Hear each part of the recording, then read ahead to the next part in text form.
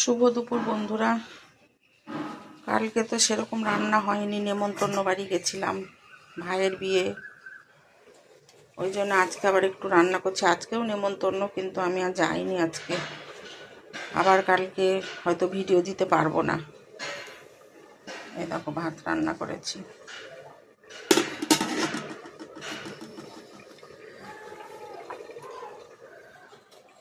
তারপরে আজকে আলু পোস্ত করেছি,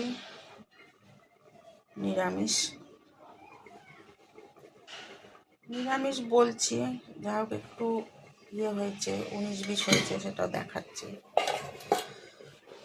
এখানে একটু মুসুর ডাল করা ছিল, ওই জন্য আমি আর ডাল রান্না করলাম না।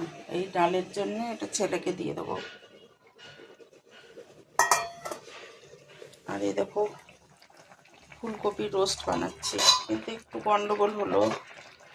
দইটা মনে হচ্ছে বেশি ফুটে গেছে, মনে হচ্ছে আঁচটা বেশি জোরে দেওয়া হয়ে গেছিলো বলে একটু ছানা ছানার মতো হয়েছে, কিন্তু আমি মুখে দিয়ে দেখেছি ভালো টেস্ট হয়েছে। এটা ফুলকপি রোস্ট বানিয়ে ফেলেছি। যেহেতু আজকে নিরামিষের দিন, অনেকটা দই রয়েছে, কেউ খাচ্ছে না, ওই জন্য ভাবলাম এটা একটু বানিয়ে নিই, ভালো লাগবে, রুটি দিয়েও খেতে পারবে। ফুলকপিটাকে ভালো করে ভেজেছি, খালি জানোই তো তোমরা প্রিপারেশন কী করে করতে হয়। ভালো করে ভেজেছি, নুন আগে দিইনি, হলুদও দিইনি, নুনও দিইনি, হলুদ দিইনি রান্নাতে আজকে।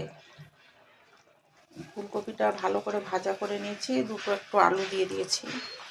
তারপর জানো তো কাজু সব মশলা বেটে ওটাকে ঘিয়ের মধ্যে খুব ভালো করে ভেজে, পোস্ত এগুলো পেস্ট করে নিয়ে খুব ভালো করে ঘিয়ে ভেজে নিয়ে, তারপরে একটু গোটা গরম মশলা ফোড়ন দিয়েছি। আর নামানোর আগে টক দই দিয়েছি, যেহেতু টক দইটা একটু ব্যালেন্স করার জন্য, টকটা একটু মিষ্টি দিতেই হয়। যারা ফুলকপি রোস্ট বানাও তারা প্রত্যেকেই জানো একটু মিষ্টি দিতে হয়। আর এগুলো তো ঝোল খায় না, এগুলো একটু গা মাখা মাখা করতে হয়। লুচি, পরোটা, রুটি, তারপরে পোলাও, রাইস, সব কিছুর সঙ্গেই ভালো লাগে। আমি সব রেডি করে নিয়েছি। নামানোর আগে আর একটু সামান্য ঘি দিলাম আর রোস্টেড মশলা।